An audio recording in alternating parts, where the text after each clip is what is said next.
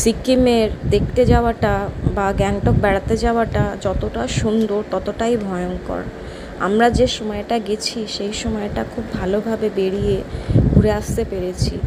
সিকিমটা কি হলো বলো তো, যদি ঠিকঠাক ওয়েদারে না যাওয়া যায় আর সব কটা পয়েন্ট ঘুরে আসাটা একটা ভাগ্যের ব্যাপার। এখন তো শুনছি প্রতিদিনই তিস্তা নদী এখন ফুলে ফেঁপে উঠেছে, খরস্রোতা হয়েছে, কিন্তু যে টাইমে আমরা গিয়েছিলাম কত সুন্দর শান্ত ছিল, কিন্তু এখন এই বর্ষার জল পেয়ে এতটাই খরস্রোতা হয়েছে, চারদিকে শুধু ল্যান্ডস্লাইড হচ্ছে এবং মাটি খসে যাচ্ছে, ধস নামছে, অ্যাক্সিডেন্ট হচ্ছে, গাড়িগুলো আটকে পড়ছে, কি সাংঘাতিক চারদিকে সব বিপর্যয় নেমেছে এবং ব্রিজগুলো ভেঙে যাচ্ছে, রাস্তাগুলো ভেঙে যাচ্ছে।